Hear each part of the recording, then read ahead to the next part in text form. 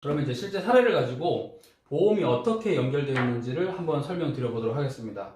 우리가 이제 겉으로 보기에는 근로관계인 것처럼 보이지만 실제적으로는 근로관계가 아니라 도급에 불과한 경우가 상당히 있어요. 실제로 근로라는 것 자체를 판단할 때는 진짜 이게 임금을 목적으로 내가 그 집에 종속을 받은 게 맞는지를 확인해야 되는 건데, 이때 문제가 될 수 있는 게 뭐냐, 근로의 영역인가, 즉 업무의 영역인가 아니면 사적인 영역인가가 나눠져야 된다는 거예요. 왜 그러냐를 한번 보겠습니다.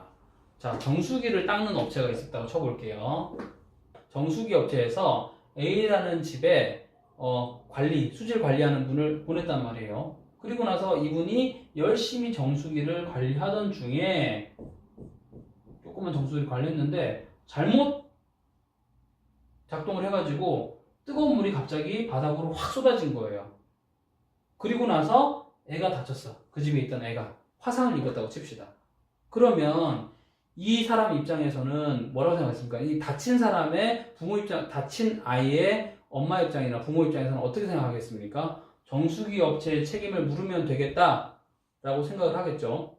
맞죠? 그러면 정수기 업체는 뭘 가입해놨, 어떤 구도를 짜놨을까요? 저는 이게 실제 모르겠어요. 근데 그렇게 해놨을 거예요.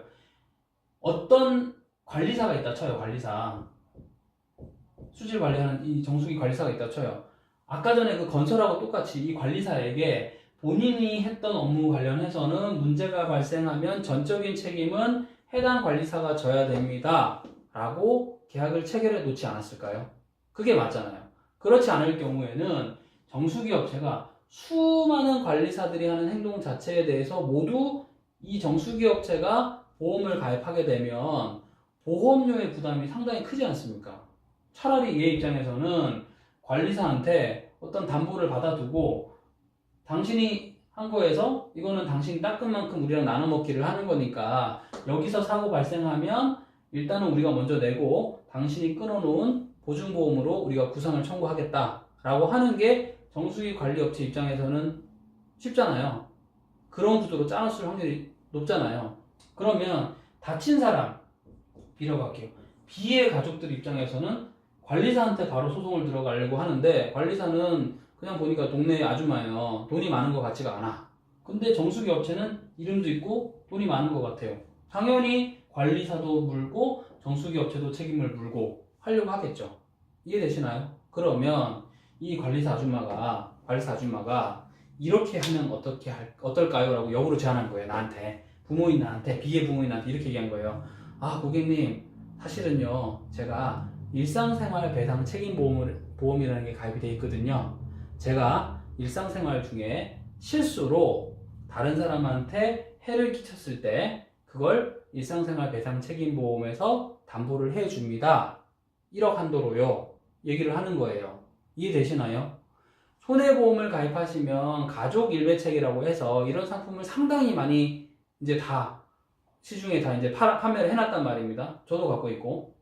그런데 이 관리사는 자기가 정수기 업체에 보상 청구가 들어가고 혹은 소송이 걸리거나 했을 때는 결국은 자기한테 불똥이 튀니까 정수기 관리사 입장에서는 꾀를 낸 거죠. 어떻게 하려고 하느냐?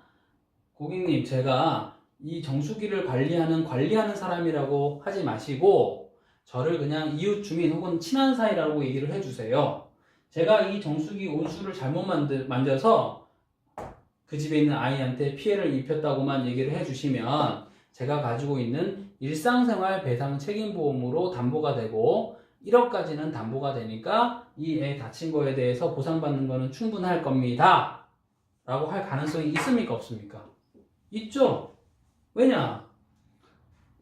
부모 입장에서는 생각해보세요. 정수기 업체를 상대로 기나긴 소송을 할 것이냐, 돈 없는 관리사를, 이 수질 관리를 하는 분을 상대로 끈질기게 소송을 해가지고 나중에 이 사람 재산까지 알아내서 집행을 하는 거를 진행하는 것보다 간단하게 이 사람이 가지고 있는 보험 처리를 하는 게 훨씬 쉽잖아요. 그런 유혹에 빠질 수밖에 없다고요, 사람이. 그래서 그런 걸 하게 되면 보험 사기가 되는 거죠. 왜냐? 이 사람이 아까 얘기했던 거는 일상생활에 관한 것만 처리해야 되잖아요.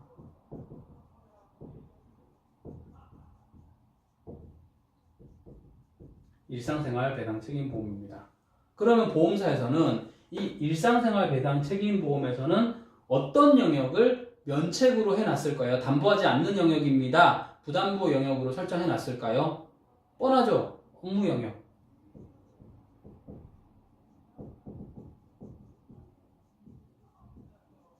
이해되시나요? 안 봐도 알 수 있는 거죠.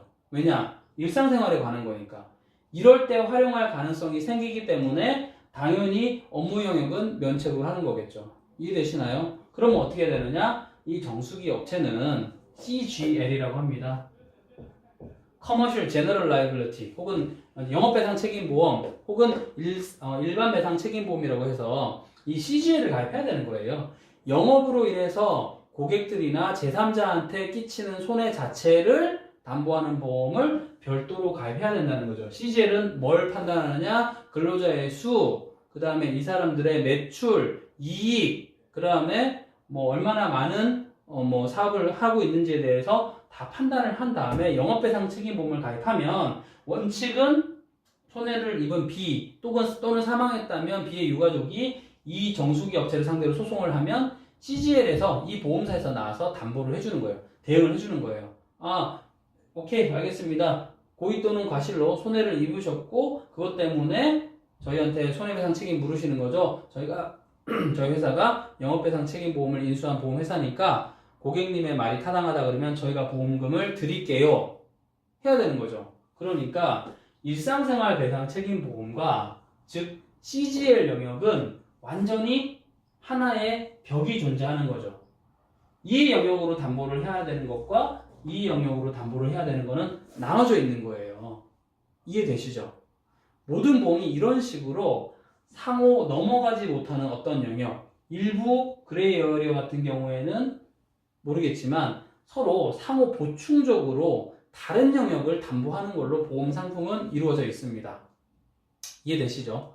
제가 오늘 설명드리고 싶었던 거는 이 말씀이에요. 도움이 되셨으면 좋겠고 제가 다음에 이런 컨셉화에서 좀 더 나간 좀 더 깊이 들어가는 내용들을 순차적으로 또 말씀을 드리겠습니다. 오늘 시간이 늦어서 저도 이제 마쳐야 될 것 같아요. 도움이 되셨으면 좋겠습니다. 저는 김정우 변호사 캡틴 존이었습니다. 감사합니다.